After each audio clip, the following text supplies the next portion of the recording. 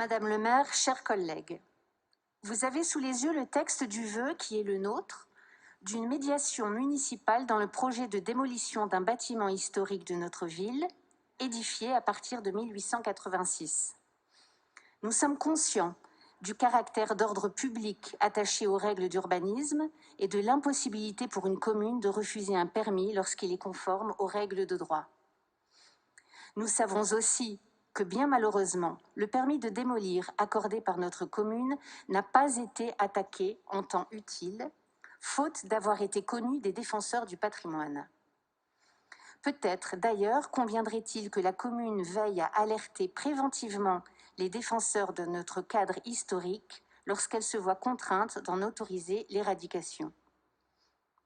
Nous avons enfin pris connaissance de la joie mauvaise avec laquelle l'élu arageois en charge de la démolition du patrimoine lillois, M. Thierry Ocre, directeur général de Junia, se déclare dans la presse quotidienne du 6 décembre dernier, heureux de détruire notre mémoire collective. Mais précisément, plutôt que d'opposer à la tristesse d'habitants dépossédés du patrimoine de leur quartier, la sécheresse réglementaire ajoutée au bonheur des destructeurs, il nous semble que notre commune gagnerait en humanité partagée à exercer pleinement son rôle protecteur et médiateur autant qu'il lui serait possible.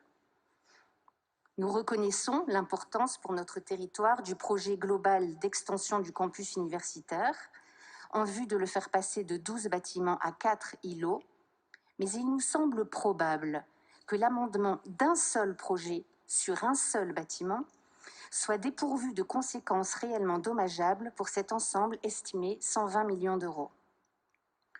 Nous pensons également, comme Mathieu Lours, enseignant en histoire de l'architecture à l'université de Cergy-Pontoise et auteur de plusieurs ouvrages consacrés à l'architecture religieuse, que, je cite, « La réalisation du nouveau campus s'accompagnera en effet d'une restauration du Palais Rameau, dont l'un des deux architectes est Auguste Mourcou, également auteur de la chapelle.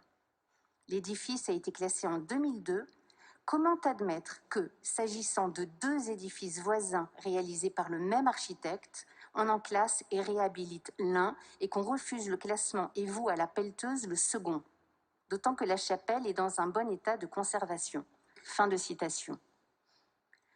À titre subsidiaire, si toute médiation était rendue impossible par une regrettable insensibilité au patrimoine du XIXe siècle et par l'intransigeance des éradicateurs, qu'au moins la ville s'assure demain que les promesses de sauvegarde et de remploi d'éléments immobiliers seront réellement respectées plutôt que de ne valoir que pour ceux qui les auront reçus.